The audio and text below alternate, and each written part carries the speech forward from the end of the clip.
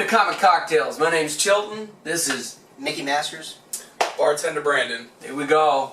And we're here to sort of give you a fresh take on the whole comic book podcast shebang. Alright? So right now what we're going to do is hop into the news of the day, which is Henry Cavill is apparently leaving the role of Superman. That's what I'm understanding. So, Superman. Yeah. Ben Affleck quit a few months ago. Should be amazing. Well, it should be, yes. Unfortunately. Why would you give that up? So, eventually you will come to understand that Mickey is being extremely funny right now, because I think the one thing that we both agree on is that the DC Cinematic Universe movies suck all kinds of ass. Is a cinematic universe? That's what they call it. They call it. That's what they call it, the DC Cinematic I think it'd be a stretch to even call it that. Yes, it Marvel may have a cinematic universe. Marvel has a cinematic universe. DC has a cinematic shitstorm. Exactly. And I kind of want to jump into that. I have never seen a movie in my life, in my entire time on this planet, where I can look at the cast, every single person, Wonder Woman, Aquaman, Superman, Batman, even The Flash, who's the weakest casting of all of them, and still good. I look at all these guys and I say, that should be a slam dunk.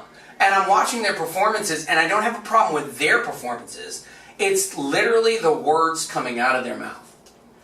So your problem's the writing. Yeah, I mean the writing sucks. I mean I would agree the writing for the characters was terrible, but I think it stems from just like the terrible plot and everything. Mm-hmm. I mean, they don't know where they're going with it from the beginning. Mm-hmm. It's constant. I think DC suffers from this. They're trying to catch up, but ultimately they're rushing at things to catch up to Marvel, right. And they're so many steps behind, but they don't want to invest the 10 years into building all these characters' backgrounds, right. And throw them all together, which, you know, do you really need it? I mean, I guess if you could, I believe you could do it right by starting with maybe a Justice League and then branching out. But again, they're coming out with a release date before they have anything even written. So it's like, you know, if you were building a house, it'd be like, without any plans, just start throwing stuff together. Like, just pull the trucks up. Put the furniture on the ground before you've laid the foundation. Exactly. And that's basically what they had. Now, here's the thing I thought you were going to get to, and you haven't yet. Because the crazy thing about DC is their animated movies are fantastic. And then you get to the live action, and they suck, and with the exception of Christopher Nolan's Batmans, which are obviously not in this conversation because they're fantastic. They're movies. Yes, movies. Yeah. We'll get to that point. And only thing I can think of is that the DC, live action films go so far from canon, with the exception of Wonder Woman. They go so far from the original canon of the characters that you don't get a good film. Or they do something like they did with Ryan Reynolds, where I still to this day cannot explain to you what that Green Lantern outfit was. It was horrid. It was 12 guys in a room getting paid to write something, and then they went 3/4 of the way through, took a lunch break, and never came back. And it went up, because in Hollywood you just fail upwards. So everybody just keeps green lighting, pun intended. Yeah, pun. Wait a minute, I just heard Bartender Brandon. You liked it? Green Lantern. I mean, yeah. No, this is awesome. Yeah. Why did you like it? Share. I mean, I felt like it was a good movie. I had no issues with it at all. I mean, I felt like as a cast with Ryan Reynolds playing, I mean, they picked a perfect role for him. Who else was in it? Over Deadpool? Have you seen him in Deadpool yet? Well, I have not seen Deadpool 2. Okay. Now, I had an issue with Deadpool 1 mainly just because, I mean, it was more or less kind of like, more about his romance than anything. But, I mean, no, I haven't seen Deadpool 2, though. I liked Green Lantern. I thought it was a decent movie. Okay. Okay. Well, that's the other one. There's that. We do need those. Yes, we do. We do need those.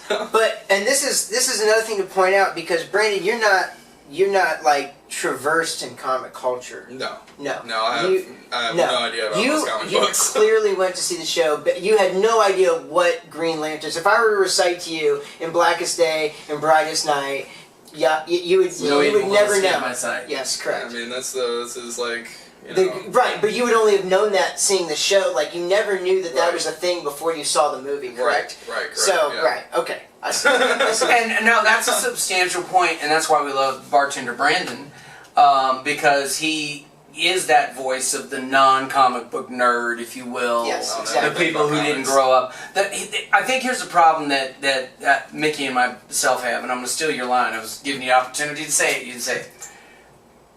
The stories are already storyboarded, and they're already written. Why do you need this extra? You know, in any other art form, I'm a huge Prince fan. And his bass player, Rhonda, they interviewed her. And she said, what's the key to working with Prince? And she said, you play it like he wrote it. Period. There you go. You know what I mean? You wouldn't go to Sting's, you know, I'm going to play guitar for you, Sting, but I'm going to do it the way it should be done. Or you wouldn't go to, you know, Leonard Skinner and, you know, and rework one of their songs in their band. So why is it that DC feels this absurd pull to take these stories, which are pristine, deep, heavy stuff? You know, it's good writing, none of it's bad. Yes. And then say, oh, that's not realistic enough, a man with a cape flying all through the air. We've got to add this other thing to add realism to the story. Well, no.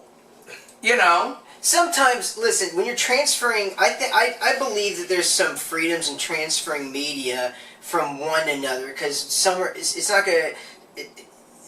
Getting the message across, or whatever the story is, may not be as expounded in whatever media. So when it goes from comic, you can do certain things in a literally a tangible book that you flip through, right. that you control the time and pace for, right. that you as a reader do. But you can't do that watching something. Correct? You're being controlled by whatever is moving. I'm controlling the pace of whatever I made. So that's a movie. But again, with a comic book, you have a couple artists, you know, a writer, and a couple people involved in the process. We can negate the printing process. Right. But when you're talking about a movie, you're talking about a bunch of different formats that is creating the illusion of movement, such as your eye and your brain has been tricked into thinking that you're part of it. It's not there. It's two-dimensionally flat, unless you're watching a 3D television, which nobody that bought a 3D television ever is watching their stuff in 3D. Like, tell me you are. Tell me every Please correct us. Tell me every day you sit down and like I knew that pop was never CNN going. That was and like put a the glasses trend I on. was not even. It's crazy. But concerned the with. problem is, I don't mind you transposing it from, like, if you have to change some aspects of the story to either make a more realistic version for your viewers or the every man that is not familiar with the story, that you can. Because you have to generally get that across in 2 hours, correct? You have to get the story, a backstory, whereas like in a comic book you can have however many, a whole line before you even know the whole the truth, and that's a year or something, you know what I mean? But do you have to try and get it done in 2 hours? That's the problem with all the X-Men movies. Yeah, just quit making movies, Shitting quit on seeing themselves. movies and just move to Netflix. Well, That's the problem. I mean, I don't think you even have to do that. Make like a trilogy. Yeah, movies suck to make now. an honest series. trilogy, Yeah. let the characters But then develop. then you're getting at the point at actually make an art form for the sake of making an art form and not for a buck. And that's the problem with all these movies. They're trying, ultimately somebody has to make $1, yes. But the simplest thing, they keep skipping the most important step is like if you just, and it's the cheapest step, just get somebody in a room to write with a pencil and a paper a correct story before it goes and gets greenlit for $1 billion, before you have a release date. It's like, just get that step I think that's right. the problem. I think it's the $1 billion and the fact that they will not let that rest on No, one because it's person. already sitting there And because that's they're what trying makes, to cash in on right. everything. That's what made Christopher Nolan, who borrowed heavily from Frank Miller's Dark Knight Returns, the first one, which was fantastic. We all loved it.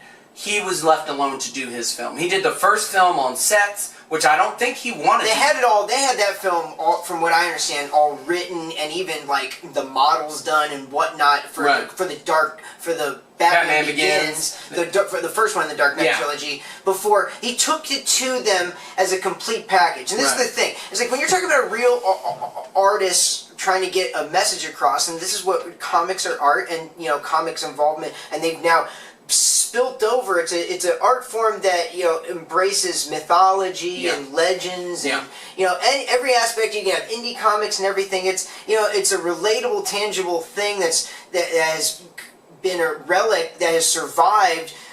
Post printing press. You know what I mean? Because that was what got it out, and now in such a digital age, it's cool to see that those characters and everything that has been created and have now had to have gone out into mainstream media. But like people like you and I, that it was condensed to this for so long before it got popular. Now everybody see. Maybe there shouldn't. If you can't get a Green Lantern movie right, don't get it right before you give it to like the new person. That's how I look at it. And you're not doing that. And so you're messing, that's the problem. You're looking at the next step before you get the first step right. Right. And they're tripping over themselves, and now you get DC's cinematic shitverse. Is where they fucked up everything so bad from the beginning. Yep. Like, and it's not, I don't have a problem with Zack Snyder's vision of like the tone of it. Say that everybody has a problem with the darkness or the grittiness, because I very much advocate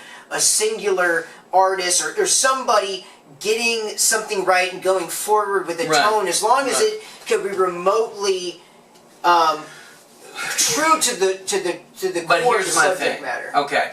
And real quick, just in case you haven't figured out, unlike the other podcasts that you might see, we actually are going to criticize these films. So you don't see any product placement up here yet, because, we'll talk bad about your mama. We don't care if she makes a bad film.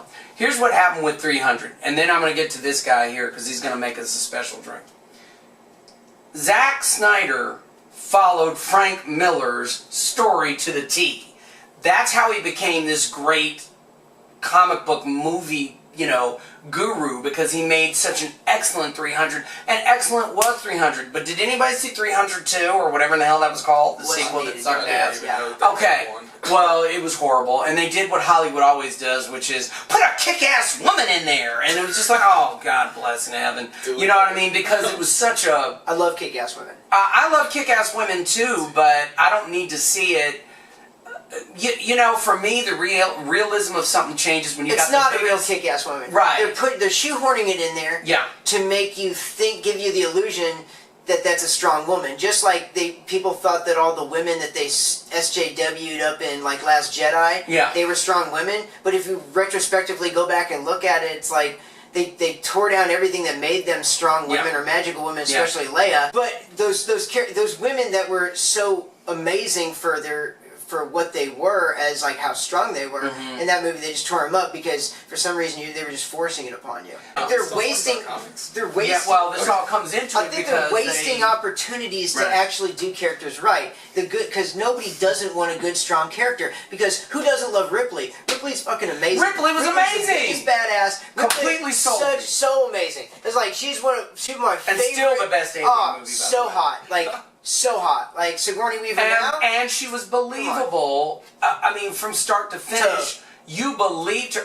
You had the first movie, character development, where she kind of had to find her strength, and then you have the second movie where she had the emotional connection with the little girl, We're not gonna go. and she was the only. Okay, yes, I'm sorry. The character I'm just saying, amazing. She was that worked for me. I'm good with that. You know what I mean? At any rate, Bartender Brandon is going to slap together. Why? Wait. Because why? Because Bartender Brandon is here. Because this discussion today was to be about, we're talking about DC's cinematic shitverse, and broadly, this is the first. This is the first. No, it's a disaster case. It's ridiculous, and I won't keep feeding this big fat monster of a fucking baby because you saw Ben Affleck's already did ship, and Henry Cavill won't shave his mustache, so he cost DC because he thinks that jumping ship to like the Mission Impossible universe with Tom Cruise.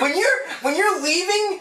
Listen, when you leave Superman to join Tom Cruise on a Mission Impossible adventure for life, you know things are so fucked up. Tom Cruise fan.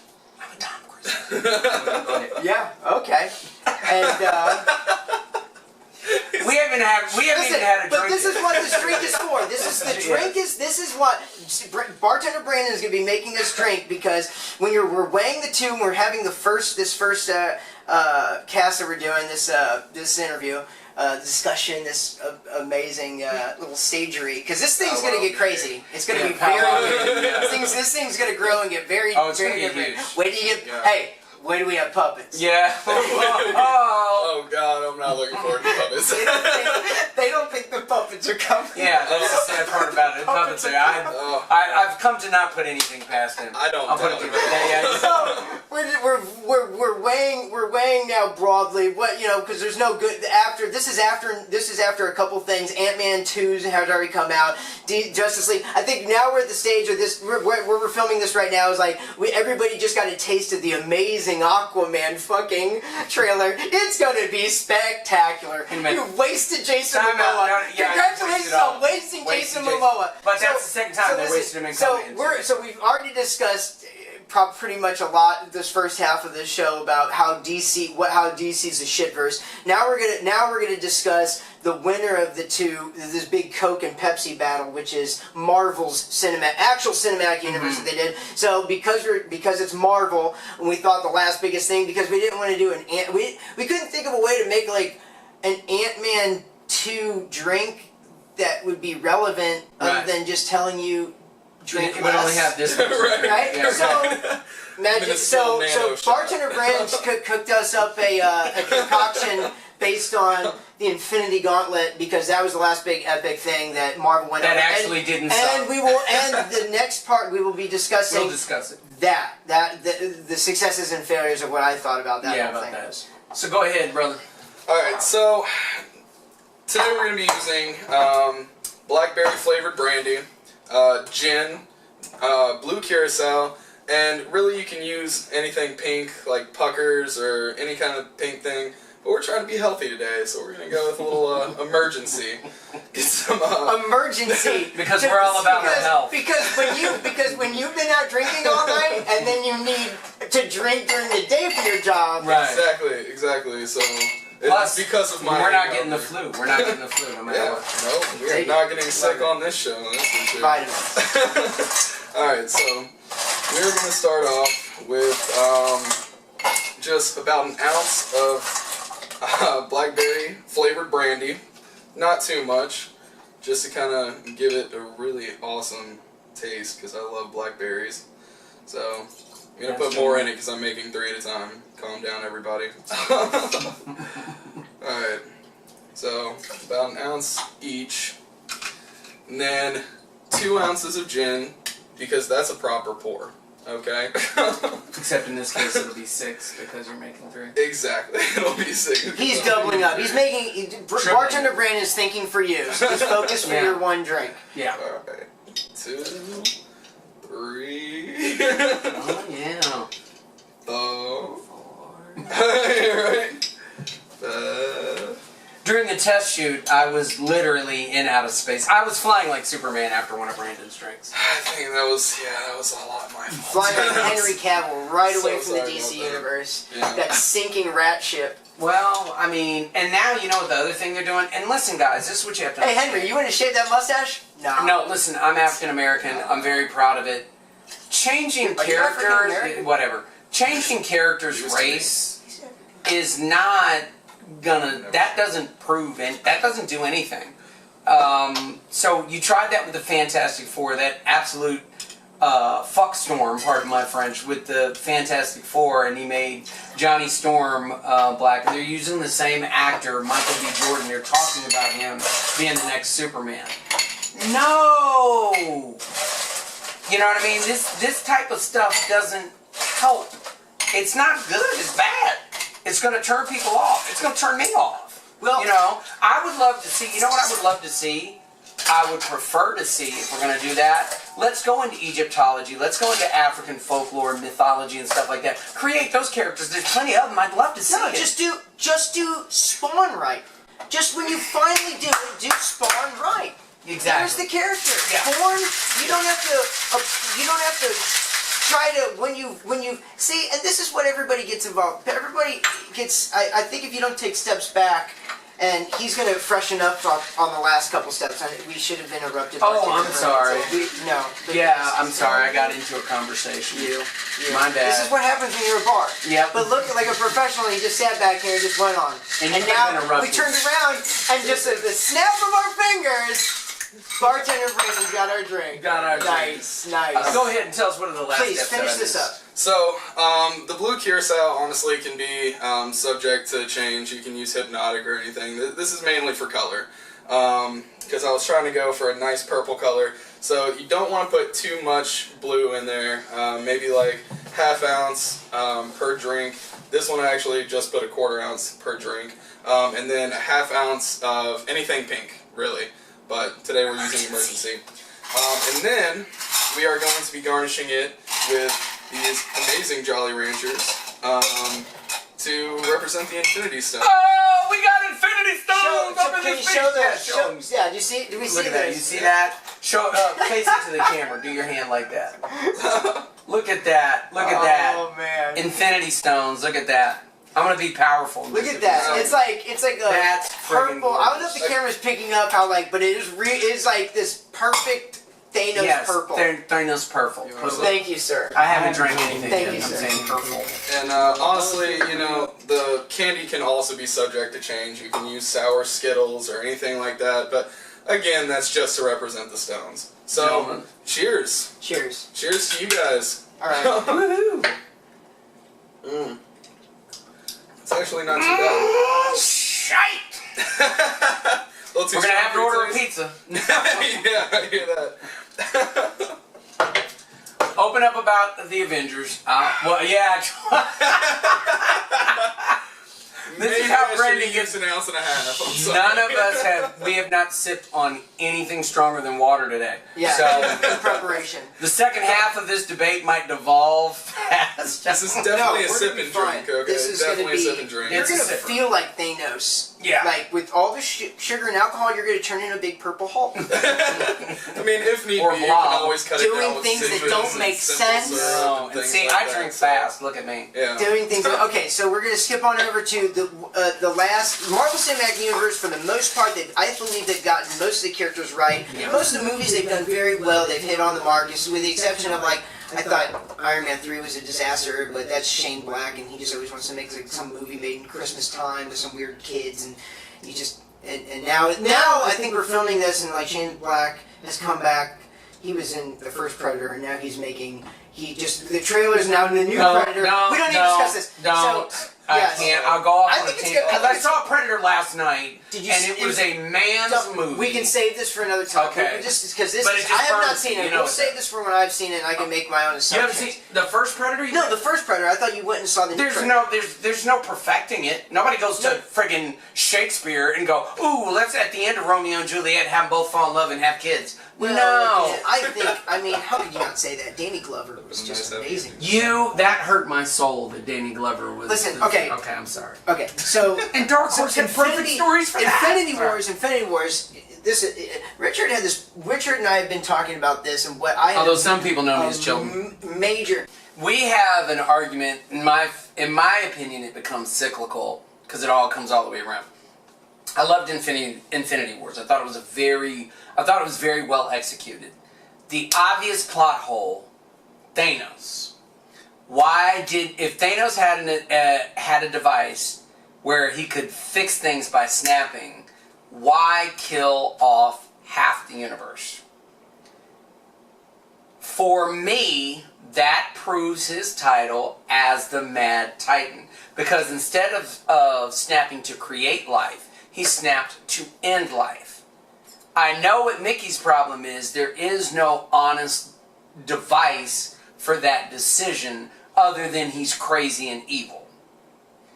I can live with what Marvel did in Infinity Wars. However, being a lifelong comic book fan, I do get what Mickey's about to drop on you. Go for Yeah, it. so it's obviously been chewing on you, what I'm about to tell you. So everybody who's loved this movie, again, Brandon, you've probably seen this movie, so this is coming from you guys. So a lot of you who are not, this is why we're having this discussion, because there's two people here that have been lifelong comic book fans, and we know the background, and Brandon here is is somebody who doesn't know all the background. Who's I'm extremely ignorant. Listen, you got to learn. Sometime you got to get on the bandwagon at some point. That's a wagon. Everybody has to jump on it at some point. And at this point in life, because you've not been, probably the age range when comics were amazing, or you know what I mean, when they were really prevalent, because of now of all the other, how it's transformed into other media and had to grow after the comic crash. They're getting you via media video. Yeah. So they're getting you movies and TV shows and everything else.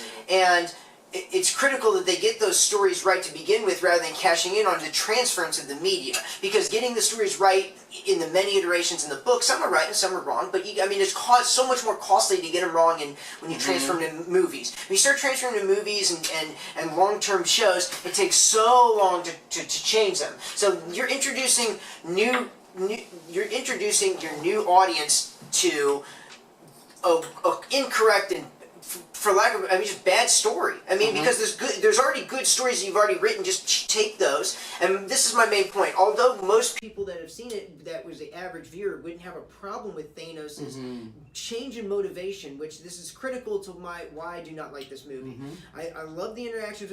I loved how the characters. It was a bunch of it wasn't a conventional arc of a story or maybe a B story. It's like a bunch of B stories it seemed like, but they all work together with their all little side things. Perfect. But my main point of contention is the change in Thanos' motivation. And I didn't think there was a need for that, because in the comic books, if you ever know this, is it doing you? Man, look at this. Would you like another, sir? No, Yes, please. I think the Jolly Rancher is once it starts melting in. Sugar. Oh, Jiminy Crickets. You didn't need the simple syrup because that... Yeah. Put a Jolly Rancher in your mouth and sip it. Yeah, I bet that's going to be good. So, my point of contention is the change with Thanos' motivation. And in the comics, forever, Thanos is he's a big... You need a big bad. And when you start domino affecting in the Marvel universe, you got Spider-Man who's a kid, and he's beating up thugs on the street, and then he's fighting Dr. Octopus. He's it's more crazy, right? And then you got to take people in a stair step of believability until you get to a point of when they started writing in the '60s and Kirby and Lee, they started having Ditko and whatnot. You would get Silver Surfer and the more cosmic, and they started coming up with the Celestials and all this backstory. If you know anything about, we can get into all this later, but this is far too much. But really, what that is setting up is the groundwork is the stair step. When you have in order to get all these characters, these amazing characters, to need to pull their collective resources together and abilities to fight. What would be such a major character that's so powerful and whatever? Well, you would have it's a big purple Hulk man in the sky that is chasing all the stones of the reality and everything that sets up what is the the tangible and the foreseeable, everything in front of your universe and the multiverses, all the stones, reality, space, time, everything. So. There's that character. He's so above and objectively lifted from whatever plane of existence is, And here's the kicker: he's Darkseid. Go ahead. Sorry. Well, because the same guy created both characters. Yeah. Right. Yeah. So you're right. Yeah. And that was when they were jumping over the competition, the Coke and Pepsi of DC and Marvel. This is why we're having this main discussion to set up a foreground of a rebel, a union side, or whatever. This is the big thing in comic culture. You have two huge sides, although we'll get much more discussions about all the image and all this other stuff and how it affects culture. But Thanos' motivation, such a character that was uplifted, his motivations, he's called the Mad Titan. Yes. Right? Correct? And because his plan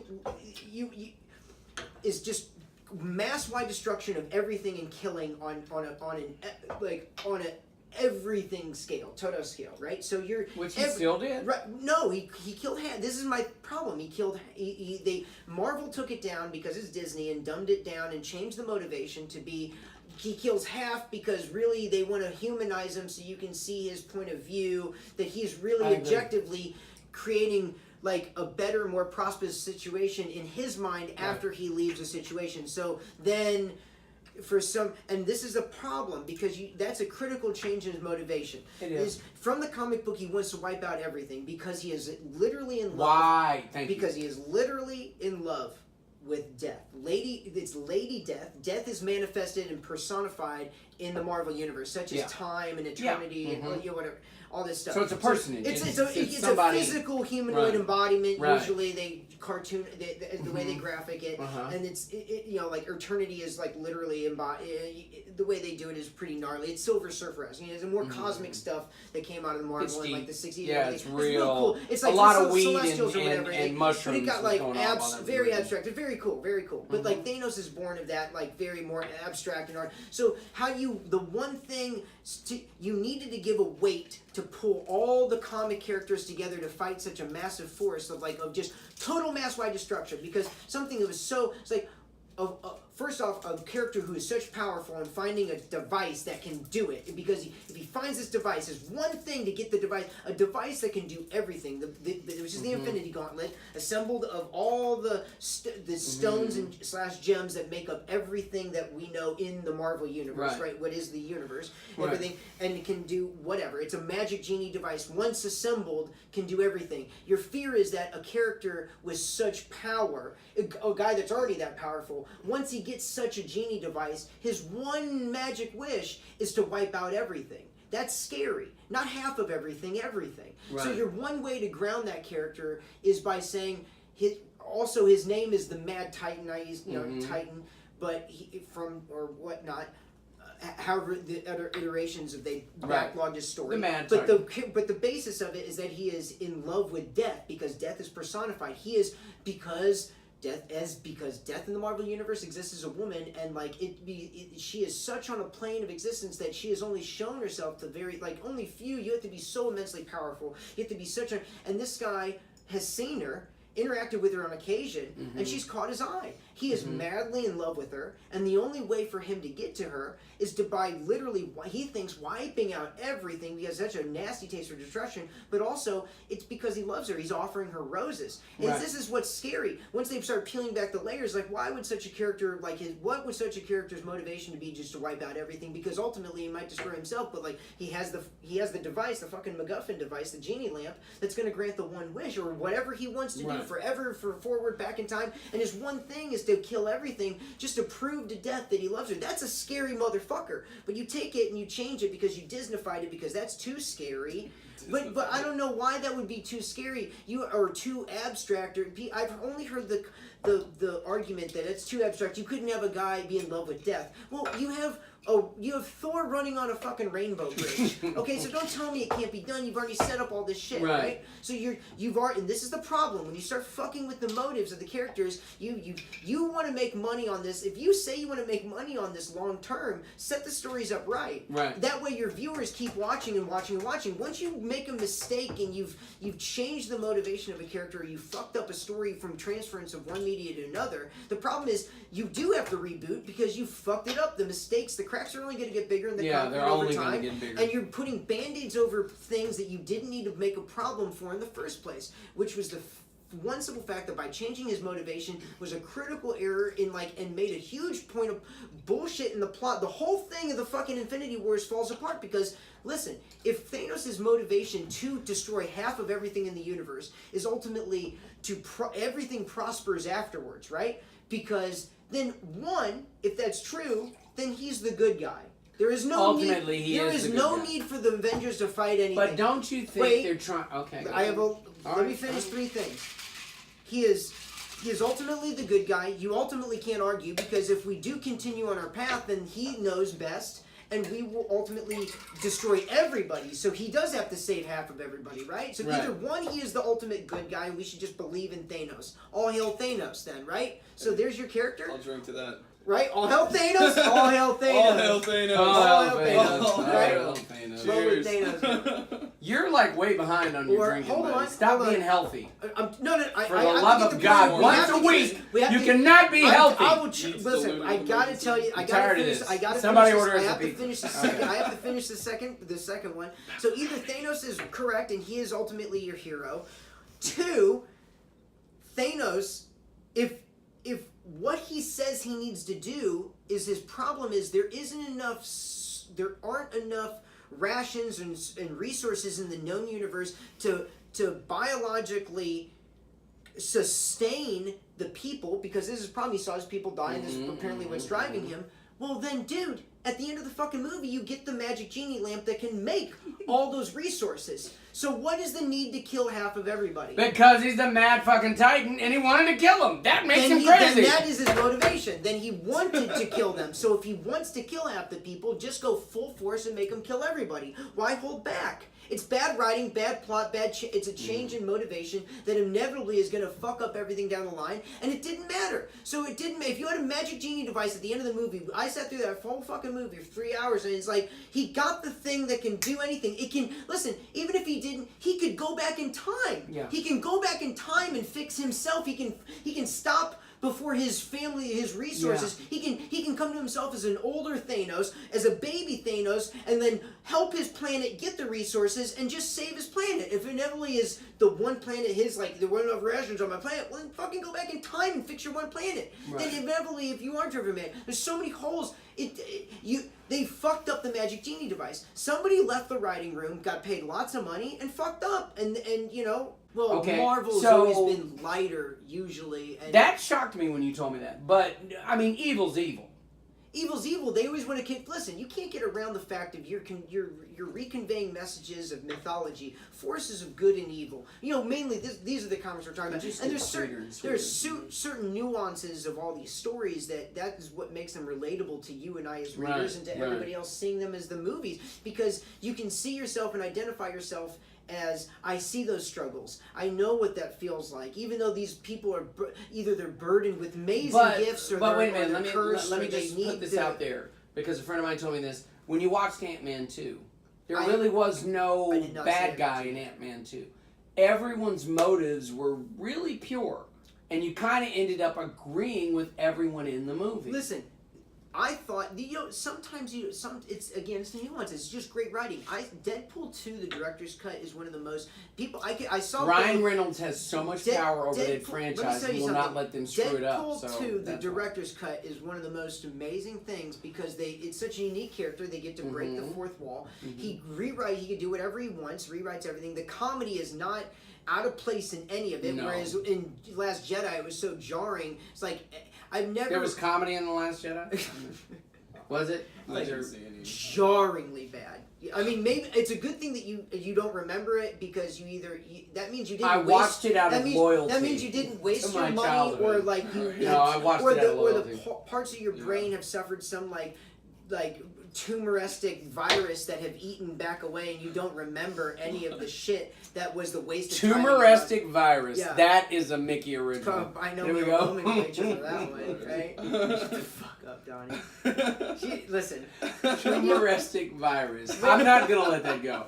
All right, Cecil. Yours is TV. You're TV now. Okay. When you that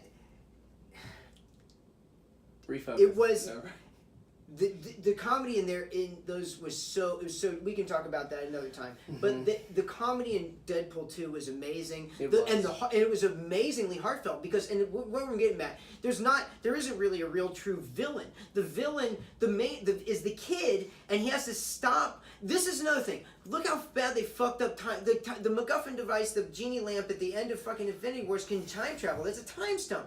It's a time stone that Doctor Strange had. It can do that, right? Which, okay, again, too, let me get back to why it's bad. Why not just use a sling ring and go around fucking Thanos' arm and fucking chop that motherfucker off? Done. And then also, you made Peter Quill the most unlikable character because he chose to, like, lose temper and fuck that up. No. He lost discipline. You're missing the point of that. Yeah, no. Let me get this point out. That is not a hero, and Let me that's get not this somebody point you out. No. They better rectify that next They're time. letting you understand there is a difference between the Avengers and everyone else. As a matter of fact, realistically, in the whole Marvel universe, the only other team that could even daydream that has the discipline, the tactical discipline to fuck with the Avengers is the X-Men. The X-Men. Period. Yeah. So the Guardians of the abilities, Galaxy... right.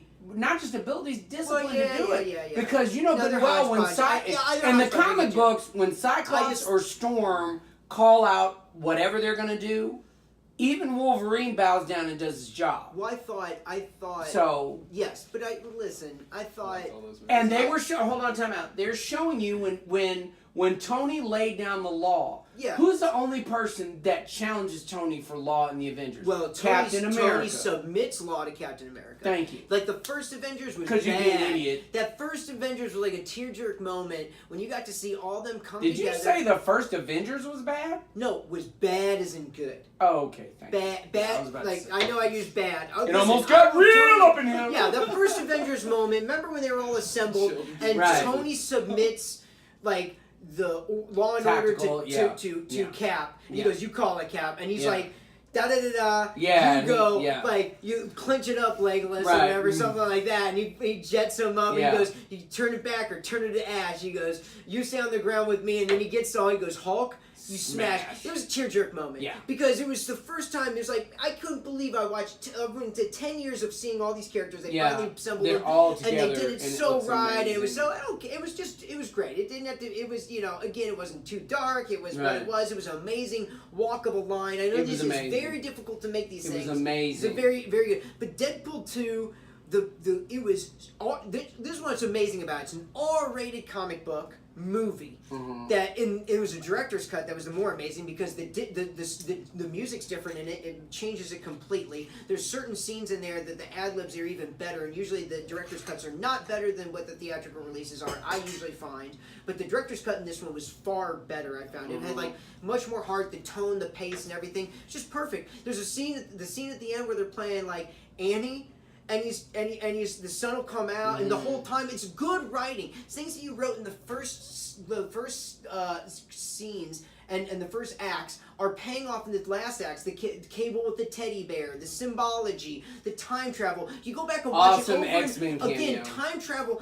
Go back and watch that movie again and again and again. Even though it's a funny fart joke, I mean, it's got heart. You said his girlfriend dies, but then spoiler alert, she doesn't. And he comes back and you're She still. kind of does. She does, but in the director's cut, remember he goes. I haven't seen director's cut yet. Well, let me spoil it for you because you need to. Everybody else I've already spoiled it for. Cable goes back. Like after he gives him the token, he collects the token that he gives her which is everybody. It's such a cool thing, It's like you and your girlfriend. He gives him the token. It's such a. She takes out her IUD, the bomb, right? And he gives him the token. He goes, I'm gonna. He goes that token goes with me everywhere like a memory of your fucking fanny pack. And like Cable takes it, right? It's like because a mercenary like militia time traveler badass, right? And so Deadpool's still trying to get that fucking token from him, and then at the end. Cable gives him the token, he puts it in his chest, and when he like jumps through the thing, right, when he jumps to save the kid, he hits him in the chest because she says Wade's heart's not in the right place. Literally, his fucking heart's not in the right place. Saving the kid with the bullet. His heart's in the right place for the kid. Literally, changes motivation by trying to stop the kid from being. It's deep. Yeah. Watch it 3 or 4 more times and watch Josh Brolin's performance. He looks at him when he gets out of the car after you realize by the way, is time a travel badass. goes back in time. Time He out. looks at him. He goes when he says because hold on, watch it a couple more times after you Okay. see it because Okay. Deadpool, even though he's so snarky, he says things No like, Country for he Old says, Men. He He's says amazing. he says the thing to Cable. He goes what's with the fucked up teddy bear or whatnot, and like Cable's first response is something in Asia is like it's the blood of my dead daughter, and in the direct he says something different in the original theatrical release than he says in the director's cut. In the director's cut he says something are you there, Margaret? It's me, God. He goes but it's a pun on the blood. You got any corn chips? On the blood. Alright, shit. I'm hungry now. Focus, Chilton. Focus. Chew these damn infinity. What Stop. do we call this drink? What is it called? Infinity Gauntlet. Chew these infinity gauntlets and you get the munchies. got you Go ahead. infinity fucked up. Yeah. Listen, Yeah. I'll so say. Deadpool 2, go watch it. Josh Brolin's performance, when you go back and watch him time travel, it even changes how he's looking at Wade when you know how he performed. Like, it's the subtleties. Wade has everything. That's the way. Let those people do. Deadpool 2 is a perfect example. You can have an R-rated movie. Yeah. It's written well. Yeah. Look how the actors are passionate about the characters. Passionate. It's done. It's relatively low budget. Look that's done perfectly. Logan, the last X-Men movie, Logan was it was awesome. If they didn't have That's to the deal with only all the other X-Men shit. movie that's been worth the fucking shit. Because, honestly, if we're being real, Apocalypse is on par with Thanos. He's not Thanos, but I'm just saying he's on par. Yeah. You don't wrap him up in one damn movie. Quite frankly, you don't do Days of Future Past in one movie. You don't? If you're gonna kill Storm off, if you're gonna kill Storm, who is a major X-Man, Well, okay? they already see. This is the problem. This is what we're getting back to the heart of. They jumped the gun the first X-Men movie by not doing it right and setting the foundation correct to begin with. Wait a minute, time out. I will always defend the first X-Men movie because of the Bryan technology. Singer's inexplicably, The technology we had of today. The first X-Men movie is good based on that. It's like watching King Kong in 1932. Whenever the original King Kong came out, if you're not blown away by the original King original Kong, X-Men was a feat because they let one of the first comic book movies, the real like big budget whatever, but not really. Blade, boom. I don't know. Thank which you! Hand, I don't know which hand to kill you with. How many people don't get it that Blade is Blade saved Marvel Studios? Wait a minute, hold on a Thank second. you. At the end, the first Blade again is like. But then they all went wait to a minute, shit wait a minute. after that. That but Blade first movie one was bad, and actually the best thing about that, I wish they hadn't. I know it was like such a thing to jump on CGI at the time, but if you could have just cut that. At the end of Blade, with Steven Dorff became the blood god, right? I didn't want to see the blood CGI effects. If you could just give me like if Wesley Snipes, you could again give me less is more.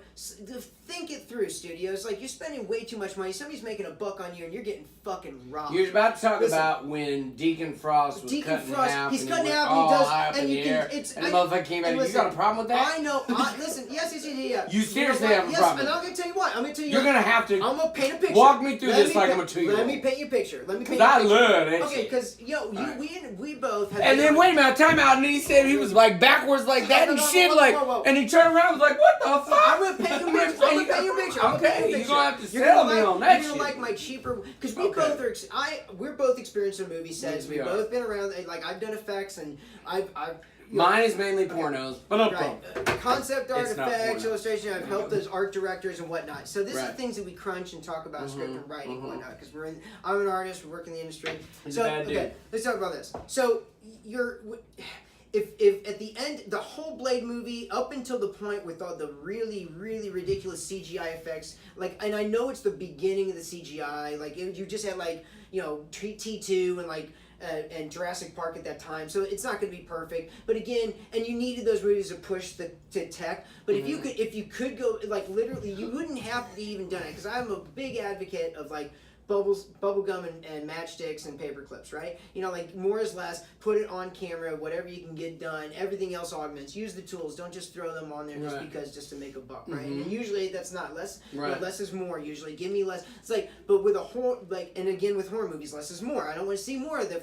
The more I see of the shark, the less I'm scared of it, right? Yeah. So when you get to a point at the end with Deacon Frost at the end battle. It rather than taking me out of it by having such jarringly bad, like, 3D effects, at the time it was like everyone was like so spectacular by it. If you cut it like a horror movie and this motherfucker gonna talk bad about Wizard of Oz. and listen, hold on, I will never talk bad about Wizard of Oz, dude. I will never talk bad. You shouldn't be talking bad about Blade. No, wait. You should not be talking bad about Blade.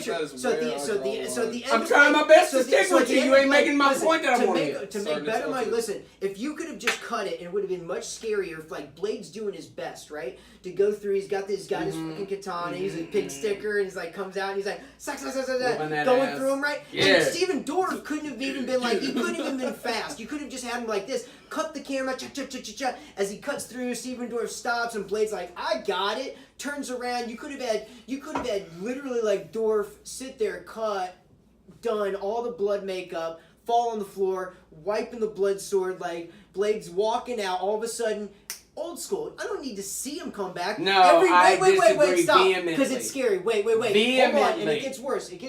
I've got a passion about Blade. Old school scare effects where Obviously, you he have does too. camera done. I see camera your angle. Camera behind. It's you, him, the character. Both realizing, like, all of a sudden, boom, there's the guy full form behind you. Every time. It doesn't matter what I do. You misunderstand. Pop, and there it is. There are certain movies. No, stop. I gotta let you stop. And There are certain movies where God and the stars and Jesus, even though you don't believe in him, all aligned and perfection was created. There is nothing better in life than when You hear Rocky, the theme music, and he's running and he's sprinting through the pier, and then the next cut, he's running up the Philadelphia Legislative College. If that doesn't give you goosebumps, you are not alive. Second of all, in Blade, when my man does the cut, and Blade is done, it's not that he just does the cut. Motherfucker, you dead. That's the end of this shit. I'm not even thinking about your ass no more. And Blade does this, and he's not even looking at him like, see ya. I'm about to clean this off and suck on some blood or whatever Blade has to do to stay alive. You know what I mean? He sat there for just a second. Sat there for a second. And then he hears, wait a minute, he knows he cut your man in 2 pieces. 2. Yeah. And he goes, wait a minute, hold on, let me do it like this because we're low budget around here. He does what? And you see Blade, they cut the blade and he goes, you don't even hear it. It's the greatest, with the exception of Galaxy Quest, when Sigourney Weaver obviously says, fuck that, but they overdub screw that. Yes. It's the greatest, what the fuck ever.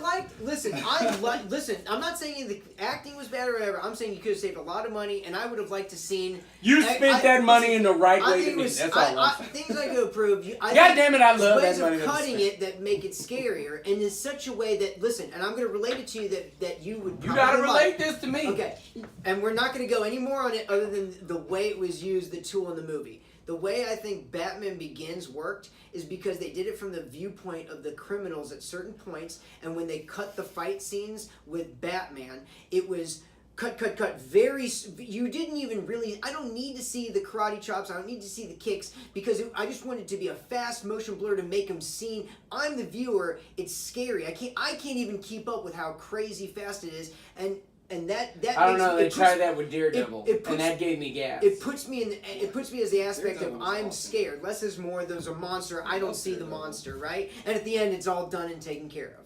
And I think that's scary. But I think they could have saved a lot and not done it. But that's my one tick on Blade. I thought Blade, the first one, was amazing. It was wonderful. You knew it was going to be bad when the porn star actress at the beginning. Tracy Lords.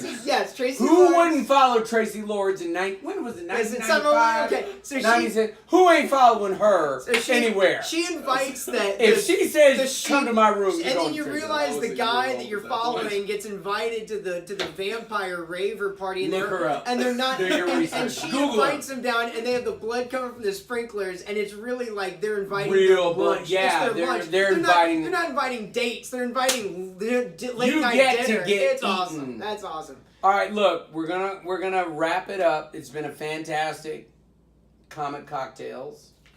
Comic Cocktail. This is all getting much better. We have a lot of cool stuff and everything that is gonna be. We'll get to that. I want y'all to vibe on the actual fact that we're bringing up actual points against these movies. We're independent. We're not paid by Disney. We're not paid by Marvel. We're not paid by DC. We can tell you an honest opinion as comic book fans, people that grow up. This man is an illustrator. We're going to be letting you know more and more and more about that as you watch the shows. Listen, this is the real deal. Okay? Bartender Brandon, probably the most spectacular bartender I've ever met in my life. Stop. No, it's real. It make me blush. That damn... What is this called again? What was it called again? Infinity the Thanos? Gauntlet. It's called You're Not Driving Home for an Hour. Yeah, it's called You're Not Driving Home for an Hour. You're cut off. Right? All right? Hey. But we got, listen, I know you guys out there, we all do the same thing. We thought it'd be really fun that you guys could see something that we all do. If you're part of this culture and you like it, and I know, we know a lot of people that work in the service industry and whatnot. We like the cocktail carts and the server, bartender. So we're gonna tell you that Brandon's gonna be cooking up some recipes for all the shows. Each time we're gonna have a different cocktail for you guys to learn, or if you want to make it home.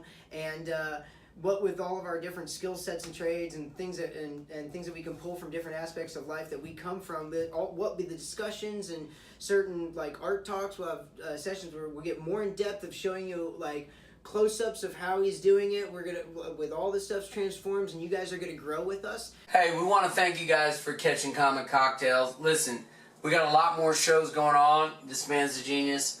This man's a genius.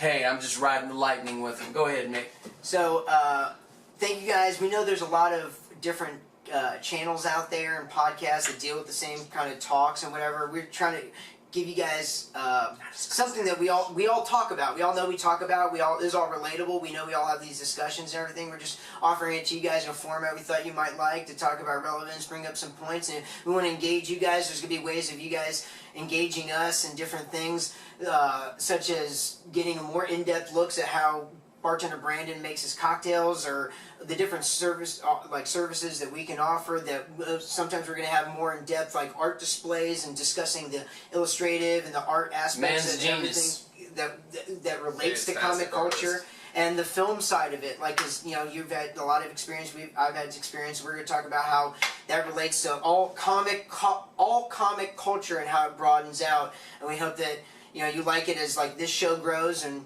we'll grow with you guys. All right, guys. Comic Cocktails. Take it easy. Mickey, Brandon, myself. Take care, guys.